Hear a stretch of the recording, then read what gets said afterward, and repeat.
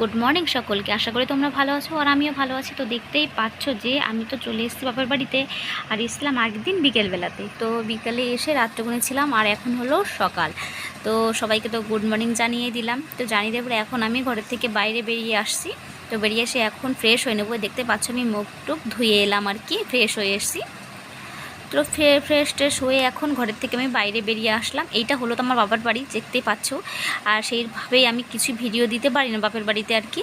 তো এরপরে যখন যাব তখন অবশ্যই দেবো, কারণ বিকেলবেলায় গিয়ে আমি দুপুর পর্যন্ত ছিলাম, থাকার পরে চলে এসেছি। আর মা এখানে রান্না করছে, আমার মা চিকেন আর শাক ভাজা আর অনেক কিছু রান্না করছিল। তার ভেতরে দেখো আমার মা কত কিছু চাষ করেছে বাড়িতেই, নতুন মাটি দিয়েছে আরও। তারপর এখানে কত কিছুই না আমার মা লাগিয়েছে, ভেন্ডি, ডাঁটা, শাক, তারপরে এই যে ফুল গাছটা কত সুন্দর হয়েছে।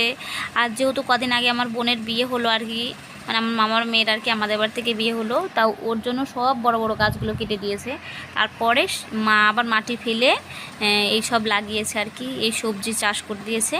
তো বেগুন টেগুন কত কিছুই না লাগিয়েছে আমার মা। ওই যে ভেন্ডি হয়েছে, ফুল এসছে সব গাছে গাছে, লঙ্কা গাছ, মানে বহুত কিছু, মানে অনেক কিছু লাগিয়েছে। একা একা বাড়িতে থাকে তবু এত কিছু করে, এবার বিড়ি বাঁধে সারাদিন। তো তারপরে এই যে দেখো কুমড়ো গাছগুলো কত সুন্দর হয়েছে। এই যে লঙ্কা গাছগুলো দেখেছো, এটা কালো লঙ্কা হয়। তো এটা আমার শ্বশুরবাড়ি থেকে নিয়ে এসেছিলো চারা আর কি, সেটাই লাগিয়েছে। আর উচ্ছে গাছটা পুরো উঠে যাচ্ছে একদম নারকেল গাছে। তো তাই দেখছিলাম। আর আমিও তো দেখিনি, গিয়ে আমিও দেখছিলাম একটু মা কী কী লাগিয়েছে কষ্ট করে জল টল দিয়ে, এই গরমের ভেতরে রোদের ভেতরে যে বাঁচিয়ে এত সুন্দর গাছ বানিয়েছে, সেটাও দেখছিলাম। আমার মা কত কষ্ট করে এসব করে। আমার মার জীবনটাই কষ্ট কষ্ট কেটে গেল, সারা জীবনে উনি কষ্ট করে যাচ্ছে। তো ইচ্ছা করে যে এখন যেন আর না কষ্ট করে, চেষ্টা করছি যেন আগে থেকে একটু কষ্ট কম হয়। ভাই ইনকাম করা শিখে গেলে তার অত কষ্ট হবে না। তো তারপর চেষ্টা করি যেন আমার মা বাবা সবাই ভালো থাকে আর কি।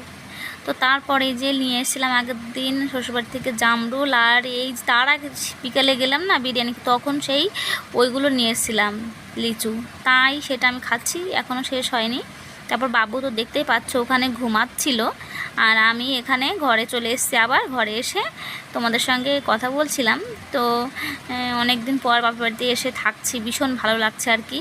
আর কিছু মনেই হচ্ছে না, এত প্রচণ্ড